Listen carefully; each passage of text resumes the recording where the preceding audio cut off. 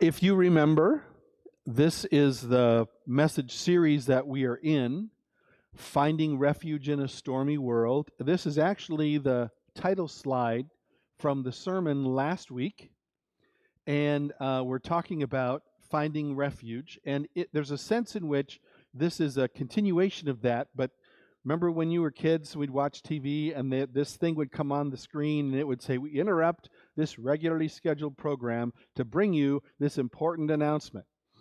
And so why are we interrupting the series that we've planned out to talk about this? Because we have an opportunity. I'll say more about it in just a sec. We have an opportunity right now to do something between now and the end of the year that I think would be really helpful. I actually talked with the elders about this. We don't take changing the plan lightly. And they agreed that this would be a good time to do this, and for a couple of reasons. So this, the thinking about this really hit me this week, and as I was thinking about the sermon that I preached last week. And so in a sense, what we're talking about this week is sort of like part B of the sermon from last week.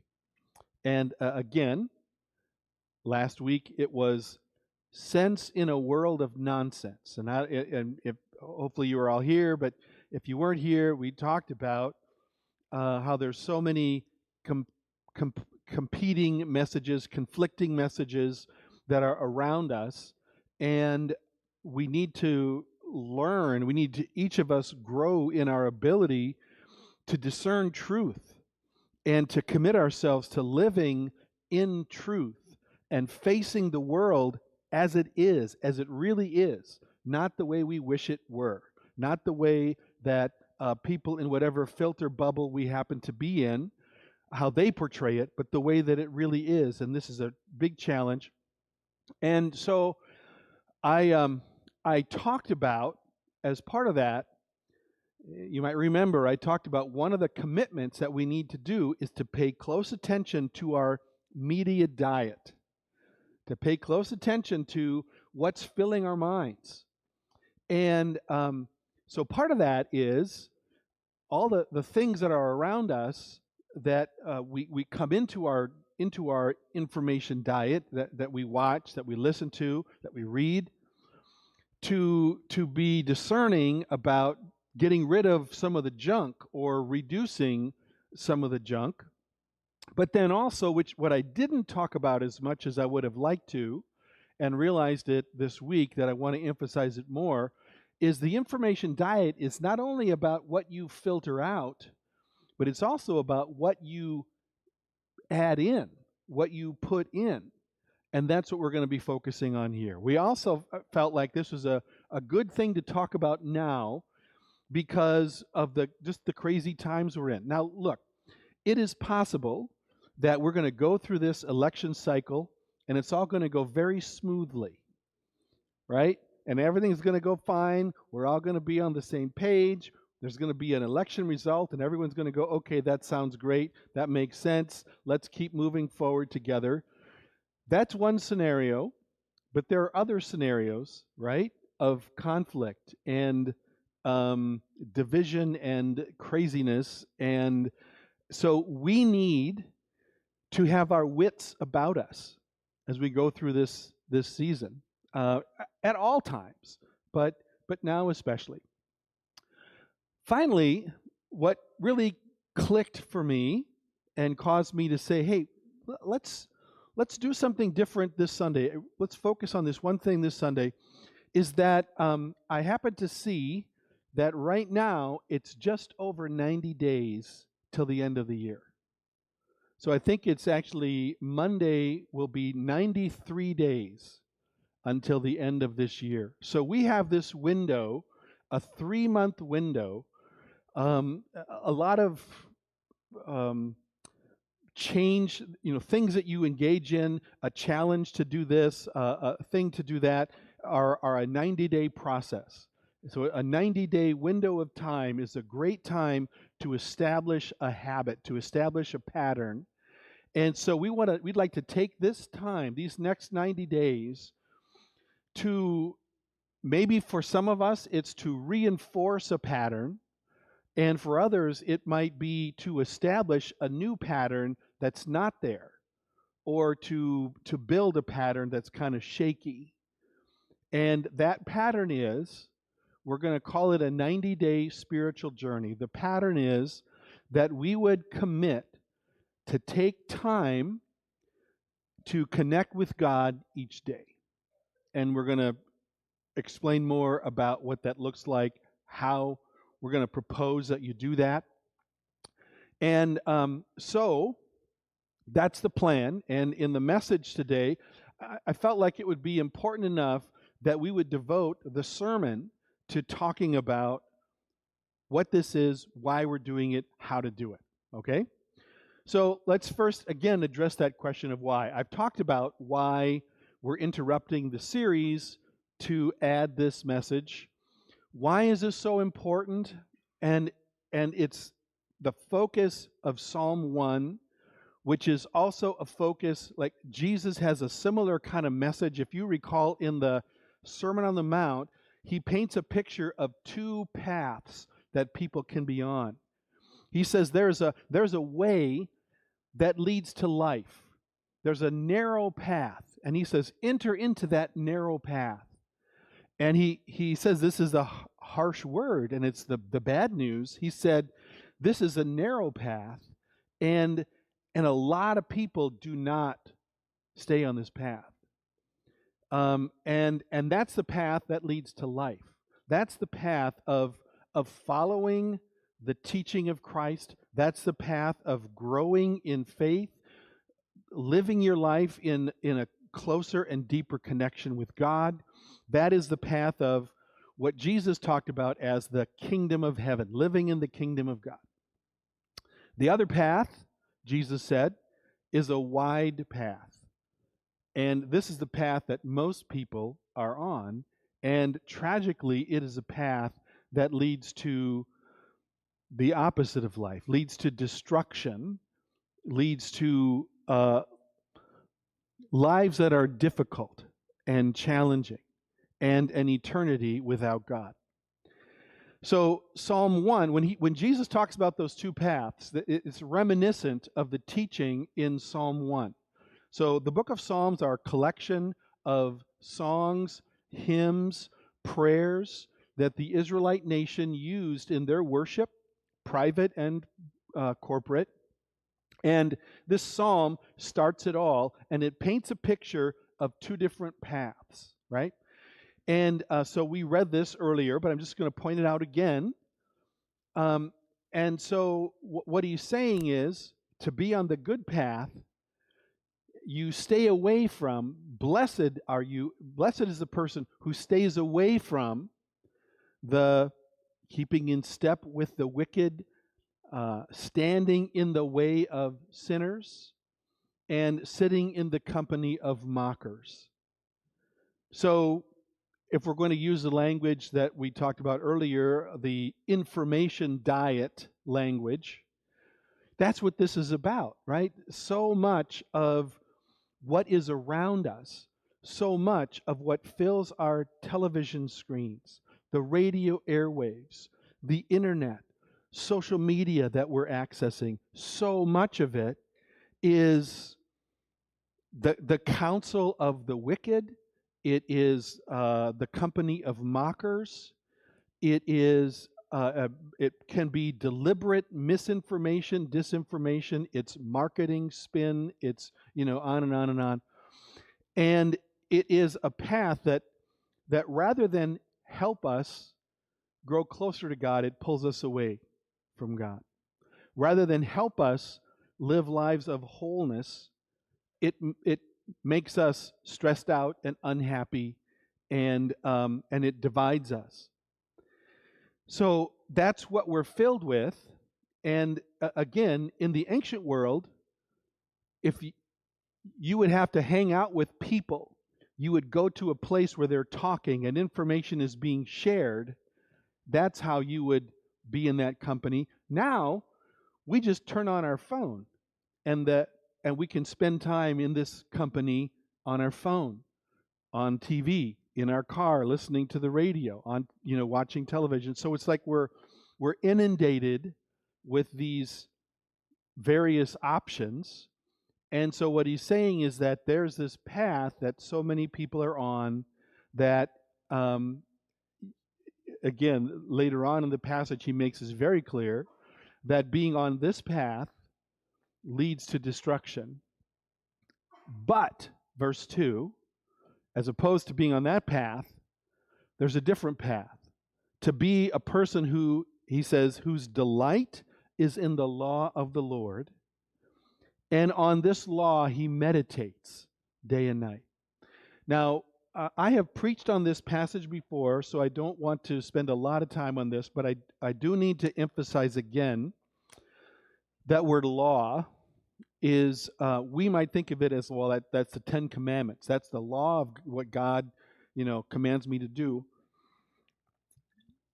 But it's actually broader than that. In the Hebrew language, that the word there is Torah, which is maybe better understood as the teaching of God.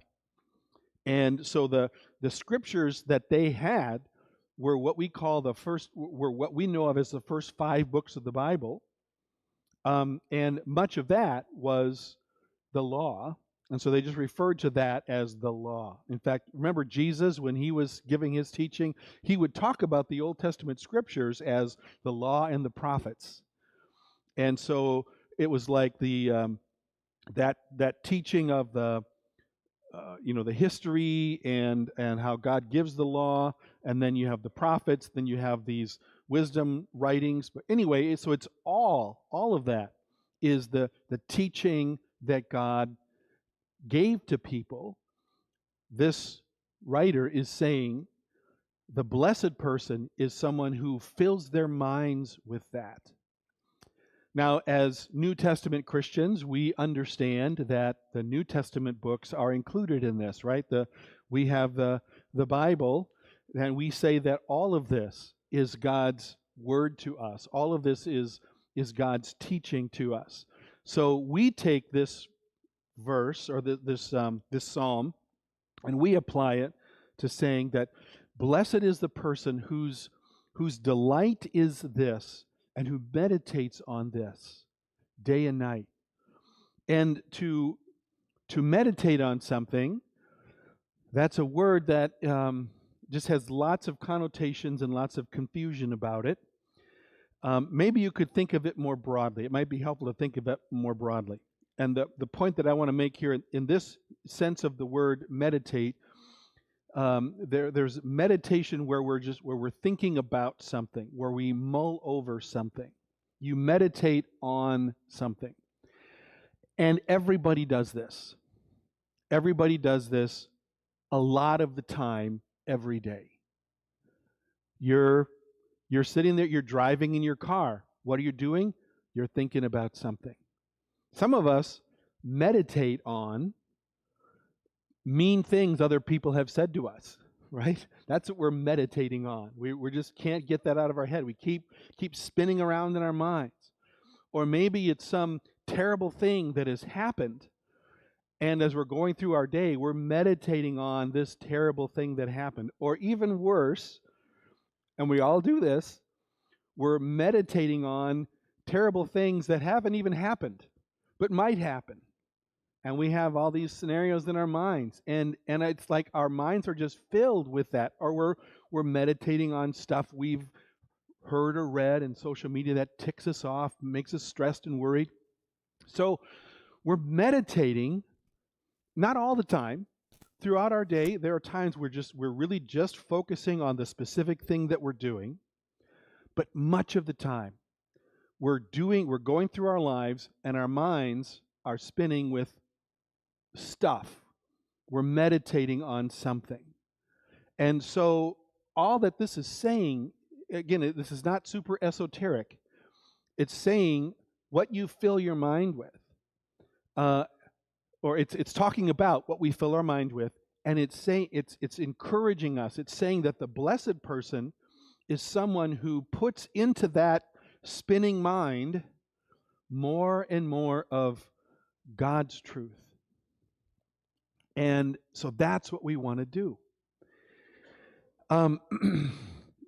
I talked about this last week, but I just have to share this because I came across an interview this week that reinforces the point that I was making last week. I want to bring it up. This guy, Yuval Noah Harari, a historian, has written a bunch of books. His most recent book is called Nexus, and it's all about basically information networks. It's all about media. Like the media in the ancient world was people talking in the town square, and now then there was printed media, and now we have the internet as a media form, television, radio, social media, and he just presents the history of this. Well, anyway, I heard him in being interviewed, and he made this point, and I think it's, again, just so important for us to keep this in mind. And what he said is that for most of history, certainly most of American history, as we've had these media empires and sources of media, let's say books that you can read, then it was newspapers that you could get and read, then it was magazines, then it was television programs, news programs. He said all of them were controlled by, were filtered through an editor. The editing, the book publisher has people who decide what is going to be said. And TV shows, radio programs, all these sources of information, for much of our time, there's some human person who is kind of the gatekeeper of that information, and someone who, now we can have a problem with that, because what if the gatekeeper is biased, right? What if the gatekeeper has a different way of looking at the world than we do, and so we're not sure we can trust that gatekeeper, right? That's a legitimate concern. But in the ultimate scheme of things, there are people, and there's a process that they use to decide what information is important to get out. And who gets that information, it's going to depend on what, hopefully it's a knowledgeable gatekeeper. And by the way, I have been involved a little bit in publishing books, and I know how, and magazine articles, and I know how this works. One of the things that they do is they will have also then people who will spend a lot of time. You make claims, and there'll be people who will fact check it. They'll do research and make sure you're not lying. They'll make sure that what you're saying is accurate to the best of their ability. So you have all these safeguards, right? Well, what Harari says, and other people have said this as well, is that we are now living in a massive social experiment where what is dictating what we're being told, what information is coming to us, is by and large not human editors. It is algorithms. It's the algorithm of, let's say, Facebook, TikTok, Instagram, YouTube, Google, and all of these, nobody knows what they are. They're top secret. And this algorithm determines what shows up on your feed. I mean, you realize this, right? So you and I could type in a search term on Google, and it would show up. A bunch of things would show up. And then we could get your computer. You should do this sometime with a person that's, maybe not in your household, but like a friend or someone else. Search the same thing, and Google will give you X results, and it'll give that person different results based on their history. Again, if you use their computer and stuff. So there's these algorithms that are determining what we're seeing. And the algorithms, particularly of social media, they're in the business of making money, and they're in the business of getting our attention, keeping our attention.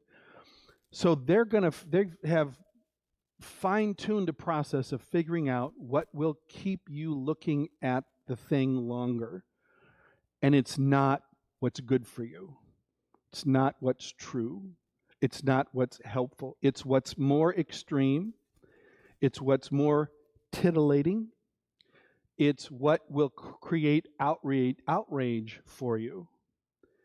And so, again, you can trace this back to the early 2000s, and you can start looking then at mental health, the descent into worse and worse mental health in developing nations. You can also trace greater and greater distrust of institutions. You can also trace greater and greater social division because it pushes more and more extreme, outrageous content, and then people get fed more and more of the more extreme, out there stuff. And I don't know what the solution is for our world. Something has got to change in terms of how these out of control algorithms and what they're doing to our society. But at the very least, doesn't it help us to at least know this? To just know this, and then to like make some decisions about not trusting so much the stuff that we're being fed. And so here's a great way to get out of that algorithm. Fill your mind with God's truth. So at the very least, have something that you're connecting with every day that's a reminder of God's truth. And then those insights from God's truth, you can use that then to filter all the other junk that's coming in throughout the day. That's what we're inviting you to do. So here's how we do this. Let me just say this. Maybe you already have a plan and you have a practice of daily Bible reading and prayer. You have a quiet time discipline that's working well for you. If that's the case, then that's awesome. You can just take this as information, and if you hear something that you might want to add to your program, that's fine. The most recent research from George Barna of Churches, American Christians Today, is that 2/3 of Christians will say on surveys that they have a habit of some kind of daily connection with God. So 2/3 have this habit of a daily quiet time. Now I know how that works. That means some people have a very intense, well-functioning habit, and other people will say on a survey that they have a daily habit of connecting with God, but it's hit or miss, and it's not really that robust, right? So let's say in this room, maybe half of us have good daily habits and a practice already in place. And again, if that's the case for you, then just take this 90-day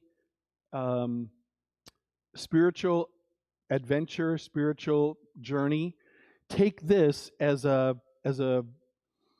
another idea, something you might want to add to it, something to consider, or not at all. Just keep doing what you're doing. If it's working, that's great.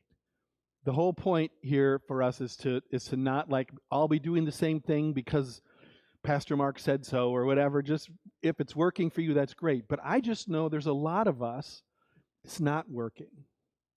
And a lot of us are getting a lot more input from the sinners and mockers and whatever around our world.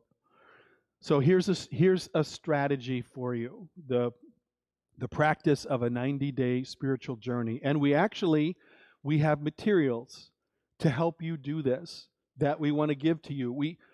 We can't print them up. We'd be massively printing all kinds of stuff, and we don't want to print up stuff if people aren't going to use it anyway. So what we're doing is we're making the things available for you that you can either print out at home, you can photocopy. Um, it's on the front page of our website right now. We'll keep it up there for a while. And then when we put this message in our archives or whatever, we'll make sure that this information is connected to this so that you have access to this stuff, okay? So here it is. We want to invite you to take at least 20 minutes out of your day. 15 minutes in the morning, 5 minutes at night. And more if you can, if you find it helpful. Ideally, not less. You start taking less, and then it has less of value to you. Kind of like exercise, right? You know, walking to the refrigerator is better than just sitting down all day, but it's better to walk a couple of miles than to just walk to the refrigerator. Same thing. It's good to take a couple minutes and say a prayer as you're driving to work. It's good to listen to the Bible as you're driving, or to, read a passage here or there. Don't want to knock any of that, but what we're inviting you to is to just try this for the next 90 days, to give yourself the gift of time. And one of the tweaks of this that might be something that you guys are not doing, some of you might have a morning quiet time in place already.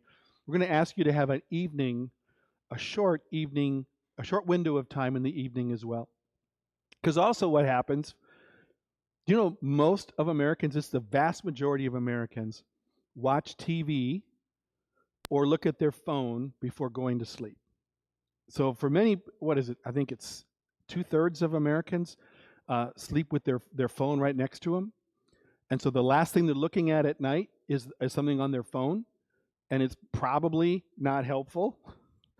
Maybe it's something super stressful, makes them anxious. Put it down. There's a comedian who has this bit about how his dad watches the news every night until he can't stand it anymore. He gets all mad and huffy, and then he goes to bed. What a terrible way to live. So what we're saying is, interrupt that process so that before you go to sleep, you've got something else that you're doing. And it's a pattern of Bible reading, if you don't already have a Bible reading plan. And then some time for reflection and meditation and listening to God. Just want to say a special word to the students here. Really invite you to do this. It will help your life immensely. What a great pattern to get into as a young person. Most of your classmates, and I'm not exaggerating, most of your classmates are not doing well mentally. And there's a lot of reasons for that. And one of the things that can help us is if we follow this teaching from Psalm 1. All right, so the first thing is read at least a chapter from the Bible as part of this process. Again, there's all kinds of Bible reading passages or Bible reading plans. You'll notice, you can pull this out now, giving you a handout. So along with the sermon outline, it's really not much of an outline. There's this page that on the one side, it has these lines. I'll talk about that in just a minute. But on the back side, we've actually given you a Bible reading plan. And the Bible reading plan for the next 90 days, it's just very simply some of the best books or the most popular books, great books in the New Testament. Reading a chapter a day gets you through the Gospel of John, a bunch of Paul's letters. There are 2 holidays that we have here. We have Thanksgiving, we have Christmas Day. There's a special reading each of those days. But it's basically reading sequentially through a bunch of the New Testament books. Again, if you have a different Bible reading plan, that's fine. But this is essential part of this process, that you spend some time, you take in God's word, and then you write, then you reflect. And now I recognize some of you aren't people who like to write. You don't have to write, but it would be helpful if, even if you don't have a pen and write stuff in a book or on this page, at least give yourself the ability to think and challenge yourself to think clearly, okay? And so maybe at this point I'm going to turn your attention back. The single page insert has the basic sermon outline on the front, and then on the back, what you see is actually some prompts, some things for you to think about and write about as you read the passage. So once again, if you already have a plan in place, this might be something that will help you get more out of reading the Bible. And so the first thing, you read the passage, and then you write down what are your thoughts about this? What comes up for you as you're reading this passage? You might also write down any challenges, struggles, frustrations you have.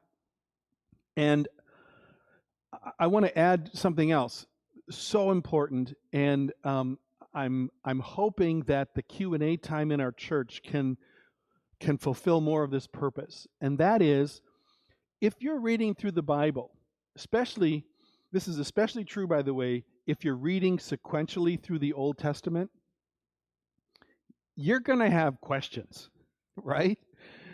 Someone said, if you read the Bible and you don't have questions about what you're reading and think, this doesn't make sense, what in the world, why is this here? If that never comes up for you, it's because you're not paying attention. Because if you're reading, there's going to be things you're like, I'm not sure what this means. Why is this here? How does this apply to my life? Write those down. And on Sunday morning, when we have the Q&A time, that's an opportunity. You can bring up those questions. I guess I would also say it's one of the benefits of living in the internet age. I still do this, just so you know. Sometimes questions come up, I'm not sure. I will do searching, Google searching on, what does this mean? What does this verse mean? Different interpretations of this verse. You can get a lot of good help that way. Of course, you get all kinds of information, all kinds, and maybe too many different opinions, but at least that can at least help you. But the idea is that you're not just reading this and leaving it, but you're like reflecting. What does this mean? What's going on in my life? And then, so you're writing reflections, questions, insights, struggles, challenges, anything you're dealing with right now. And then pray. I've talked about this earlier. I'll emphasize it again. Please, when you pray, Jesus said, when you pray, don't just keep babbling on like the pagans do, just going with rote phrases, but pray what you mean and mean what you pray. And for me, I found over the years that it's helpful to actually write down what it is I'm praying. And they're rarely long prayers, but it allows you to be clear about what you're asking of God, or what you're wanting to say to God, what you're wanting to confess to God. If you don't want to do that, if you hate writing stuff out, I get it. Then I'm going to invite you to do something that you've maybe not given thought to this before, but that is, if you're praying in your mind, make sure you're praying in clear, complete sentences. And in fact, some people suggest that as a way of meditation, is that when you meditate, you think about something and make sure that you think about it in a complete sentence. And what that does is it provides structure to your thoughts. Just try it. You'll see what I mean. So you do that. And then if you would like, you could also just be in silence and ask God, is there anything you want me to know? Anything you want to say to me today? Which raises a bunch of questions that I'm not going to get into here. We can talk about it in the Q&A. How do you know if you're listening, if you're hearing from God, that sort of thing. I will say, in the materials that we've made available to you, one of those is a write-up that has more instructions. And in that write-up, I talk more about this question, how to do these things. So again, go to the website, and there's instructions for this 90-day journey, and you can read about that. More is said about this question of, Spirit of God, what do you want me to know today? So that's what you do. And then ideally what will happen, and if not, I just encourage you to be deliberate about this as you go throughout your day. Keep in mind some nugget, some truth, some insight, some verse that you came across in your reading. Let that be something that you take with you throughout the day. In fact, you might want to, I encourage you to do this, if there's a verse that seems to jump out at you, or a verse that seems especially helpful or important, write that down. Again, that's what this page is for. We felt it would not be good stewardship for us to print 90 pages for every one of you. We're just giving you this. You can photocopy this, as many pages as you'd like. Or maybe you already have a notebook or a journal or something, and just use that. Write in that. And so that's why you have these questions and prompts here. You can use those questions and then just write in your journal. Or some of you might be like me. I'm a left-handed person, and people say that I write like a doctor who has Alzheimer's. Really, my handwriting is bad, I'm saying. So I type everything. So maybe that's you. Maybe it would be better for you to actually type on your phone or on your computer. So you use those prompts. And, wouldn't it be nice if you could even just have those prompts that you could just copy and paste? Well, we've given that to you too. So one of the things you'll find is a Microsoft Word document that has these prompts, and you can copy that into your own, make your own file. But the whole point of this, you see, is that we're reading this, but then we're taking it further. We're reflecting on it. And then we're praying about it. We're keeping it with us throughout the day. And then in the evening, let me go back. Ideally, do this right away in the morning. You do your morning, bathroom routine, then go to this. Before you turn on your computer, before you turn on the news, before you listen to the world, listen to God. So that's the idea there. And then in the evening, before you go to bed, again, in this note page we've given you, there's space to do this. There's a special evening box, and you just write, you reflect on the day, and one of the great things to do is find some things that you're grateful for from the day. So if you do nothing else but remember that thing and add that thing to your life in the next 90 days, your life will become significantly better. I promise you. Just that. But there's other things that we can do at night. We talk about a daily examine, which is or examine, sometimes it's called, goes back to St. Ignatius of Loyola, has a way of looking at the day and saying, what brought me life today? What took away life today? You could reflect on that. There's more about that in the instructions. And then, if anything is bugging you worrying you, stressing you out, that's the place you write it down. And then you write it down, and you, wherever you leave it, that's sort of like, that's God's thing to deal with, and you can just go to sleep. See? So that's the pattern. Morning time, evening time, building God's word and building a deepening relationship with God into the pattern of our lives. Now, I'm not going to ask you to raise your hands or come forward to commit to this. I would invite you to make that commitment. And in fact, if you're not even sure, you're not sure if you want to commit to this, how about this? Just do it this week. Try it for 7 days and see what happens. You see that on the back here, we've got the Bible verses already. You could start.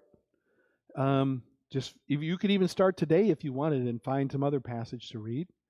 But start tomorrow and see what happens if you do this for 7 days. I believe that things will get better for you. That's the promise. And again, it's not my promise. It's what the Bible says. It's what the writer of Psalms said. So I invite you to do that this week. And we'll keep talking about this and encouraging each other in the weeks to come.